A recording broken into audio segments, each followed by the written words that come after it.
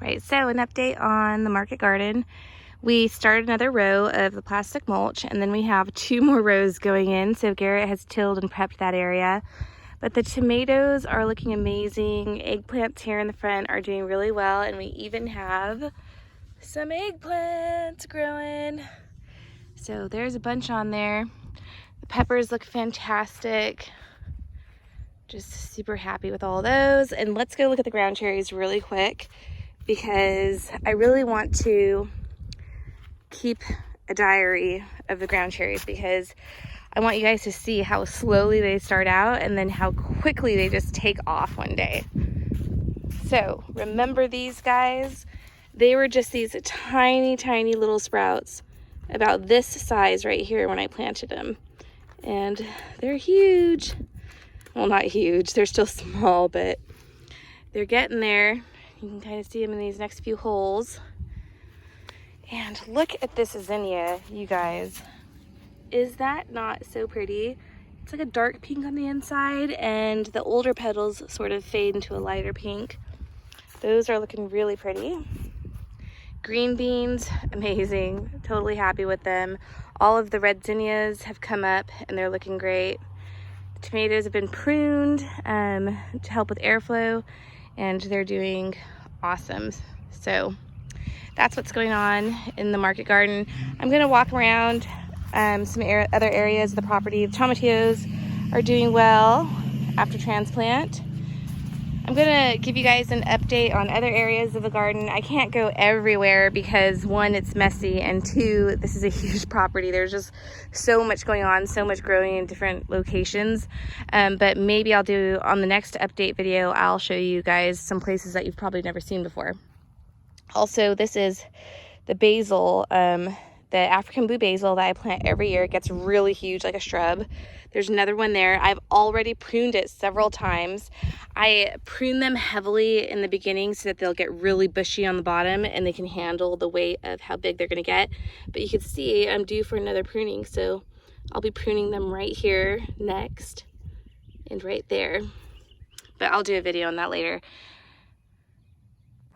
This is my rare zinnia row, or my breeding zinnia row.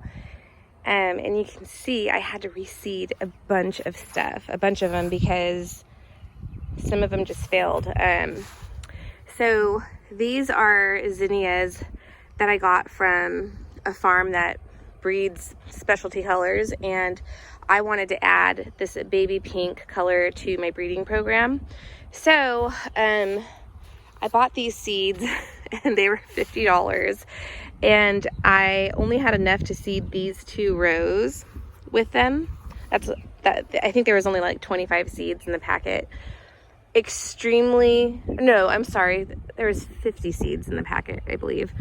They had an extremely low germination rate. I only got 19 to come up, and I think I even lost some of those. And then I reseeded, and then I just reseeded for the 3rd time. And these outside ones are actually white zinnias, because that's what I want them to cross-pollinate with. So yeah, we'll see how many of these actually ended up being the rare ones that I ordered.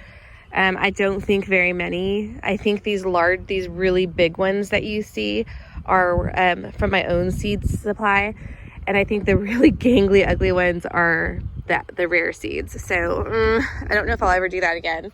But hopefully, if I just got 1 baby pink plant or 2 baby pink plants out of that, it would be worth it, because I would save those seeds and put those into my breeding program. So in this row, I've got Cosmos, and you can see a few of them didn't make it all the way. So I've reseeded that with some sunflowers. You can see I've got sunflowers mixed in there.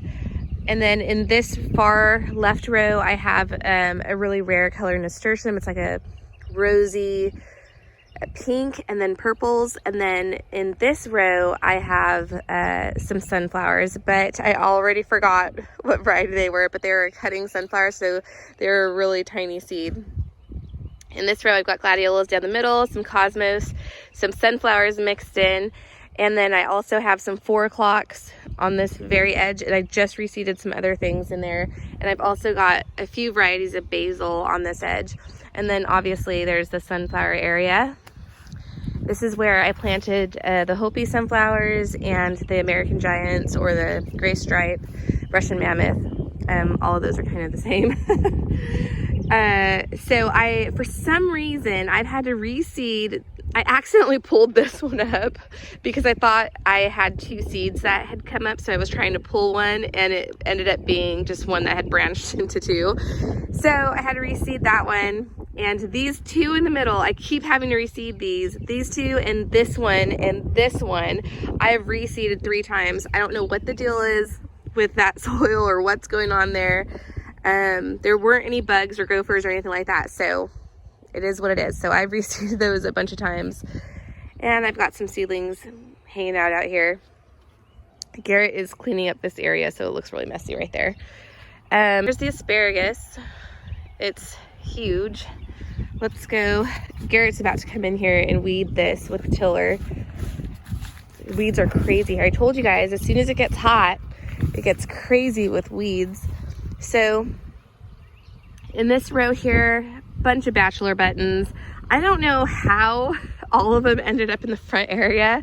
They should have been mixed in over here with all this other stuff because I had all of this stuff in the same tray, but somehow I ended up planting them all in the front. So I'm kind of annoyed because it's going to be weird, 2 different plants halved up like that. I kind of wanted them mixed in and cottagey, but it's all right. So in this row, I've got the bachelor buttons, and these are the blue ones. I've got the mixed colors in other places. And then I've got cosmos, some sunflowers, forget-me-nots, marigolds, and snapdragons all mixed into this area.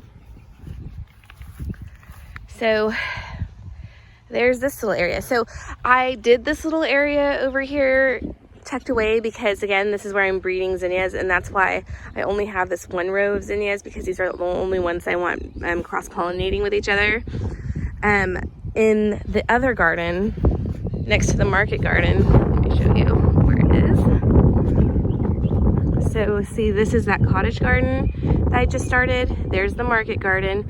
In this area, Garrett's going to start tilling up my rows for my other zinnias. That's just going to be for cut flowers. So there's going to be something like 10 or 11 rows, and each row is going to be a different color. And then right here in this corner is where the pumpkins, or I think the pumpkins are going to go there. We're going to have 2 different areas for pumpkins this year because pumpkins don't typically do well in our area because it's just so hot. So we have to plant them really early in the season. So I'm going to plant some there, and then I'm going to plant some in this next paddock on the other side of this fence. See where the gate is there and the gate there. It's going to be right outside that second gate. I'm going to be planting pumpkins out there, and we'll see how they do. If I get to it, I'm going to clean up this rose a little bit, but this is my Peggy Martin rose. It's just starting to bloom, but look at all of the buds in there. I have a ton of these propagated and planted out in the landscape, but we get like these stupid cedar weeds, and they're really, really hard to pull out. So I'm going to come in with some pruners and clean this bush up so we could see all the beautiful flowers soon without those weeds kind of hindering it. But this entire thing is a rose. Is that not crazy? I planted it 3 years ago, and it was just a really skinny single stem, and it got this big. But there's a pokeberry in there that I can't get to. We'll see if I can get Garrett to go in there and hack that off. And then this is the chicken barn. It looks terrible. It's painted 2 different colors. All of this is coming down, actually. We're going to be taking this front down and the sides down, and Garrett's going to reside the whole thing, and then the back half he's going to turn into kind of like a greenhouse. So it looks ugly. We've been wanting to make it look pretty, but it's just not worth it because we know we're going to take it all down and redo it. And then that's my white wisteria that we've got growing on it. We're going to go in and prune that up soon, and then eventually there'll be an arbor on this side that the wisteria can go crazy on. So this is our volunteer peach tree. We actually have a couple. We canned a bunch of peaches one year. I think I did a video on it. And we fed all the pits that still had flesh on them back to the chickens. And so they planted trees for us. And they came up, I can't believe it. So we found these amongst the weeds. We've got 2 of them now. And we're kind of giggling about it because there's actually still peach pits in the chicken barn. So we got free peach trees. We'll see if they're any good. So it was probably a hybrid in the first place, so who knows, but it's doing really well. And that was, how long ago was that? 2 years ago? Yeah. Pretty neat. Garrett's about to get me some mulch so I could remulch the beans and get the gladiolas mulched a little bit in the cottage garden. Your mower is dirty. I know. My power washer's broken. Oh, it is? Yeah. Well, I gotta clean the carburetor. Oh. You're looking handsome today. Oh, thanks. Pants are dirty. They're always dirty, aren't they? Yeah. Garrett gets up even earlier than I do, and he does all the hard labor. Your farmhand. My farmhand.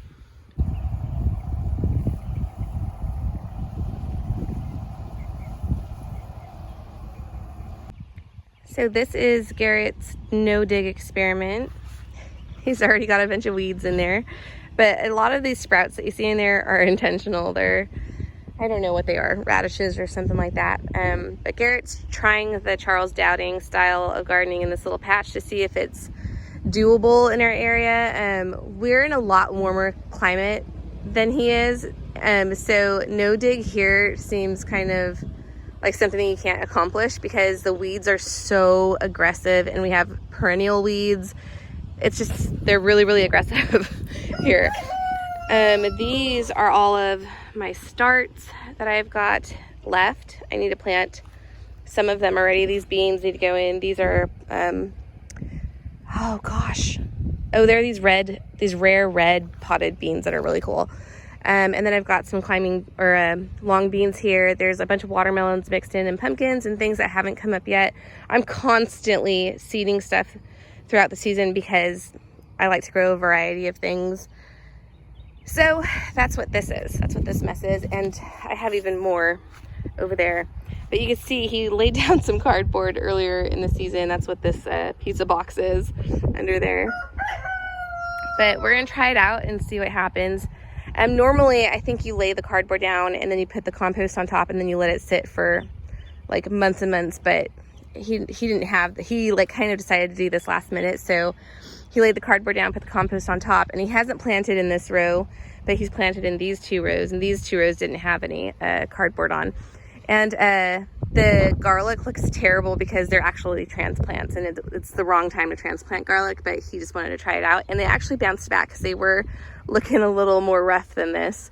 So we'll see how those do this year. We're not hopeful that they're gonna produce really big garlic heads, but we'll see. My mock orange is looking amazing. It's so full of blooms. I love this plant. It's probably one of my favorite plants. And it has a very mild scent. This area is gonna get a rework. There's so many weeds in here. Garrett's gonna come in and, well, we're gonna do like a 1/2 inch, or not a 1/2 inch, an inch till around, and we're gonna mulch this area and replant it.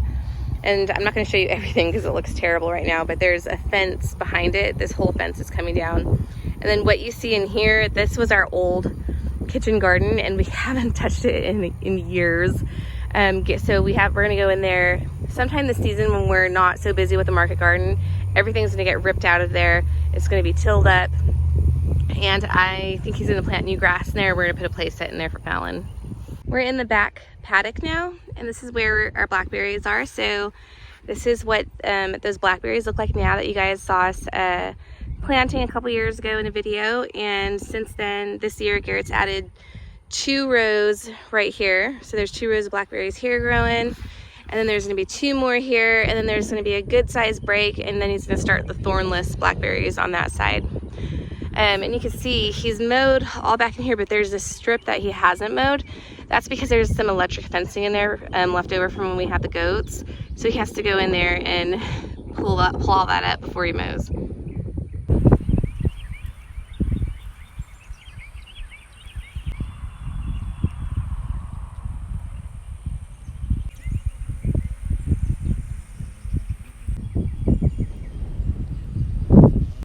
So you can see there's gonna be a ton of blackberries this year. I'm so excited.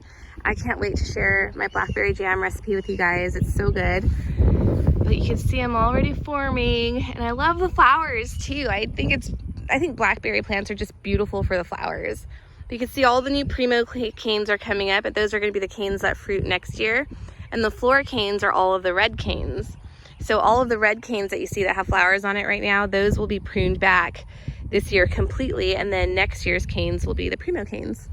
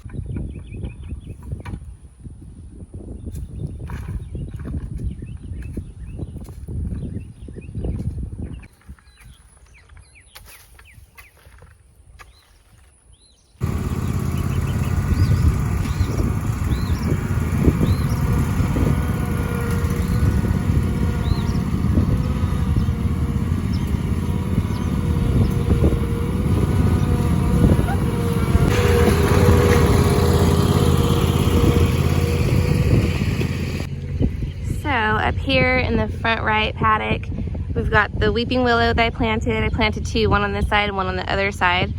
And then these are the cedar trees I transplanted in a video a while back. And then I added a few more cedar trees here. And then this tree, little tree there and little tree there, those are red buds. And this is the left side paddock. This is the other weeping willow. It's not doing as well as the other one because it doesn't get very much water right here. So we're gonna route a sprinkler out to that willow eventually. And then this is a pine tree that I planted. It was just a little stick when I planted it 4 years ago, I believe. And then in the front this year we planted, I think 2 or 3 more pine trees. You can't really see them. There's one right there and one right there.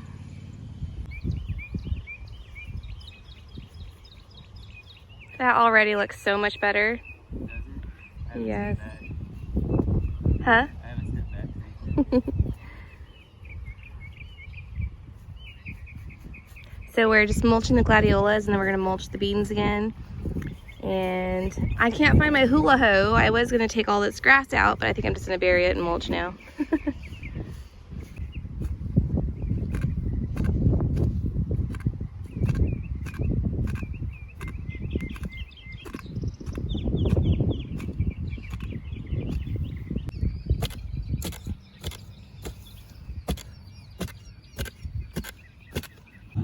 Do you see it? Do you see it?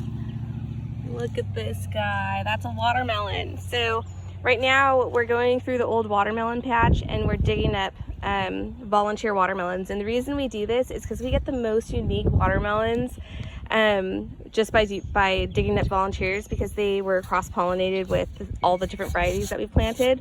So this is a 4th generation watermelon. So we're digging them all up, we're planting them in the cottage garden for now, and then we're gonna till up this whole area, get it ready for our new watermelon patch, and then we'll plant them again out here. And we found some volunteer cosmos in here too. Garrett dug them up and put them in the cottage garden, but there's more watermelons. I mean, you really can't spot them all. They're crazy, and we probably won't get them all. We're just gonna get the ones that we know we saw. And we'll keep those in our area where we've planted watermelons that we seed saved from. So like our cross-pollinated watermelons. We've grown some really, really cool ones. Last year we had some that were cross-pollinated between a moon and stars and a yellow watermelon. That was amazing. So I'm really excited to see what these ones give us. And I'll know right away. You could tell when you've grown watermelons for a long time, you can tell what they've cross-pollinated with. There's certain characteristics that you can point out pretty easily.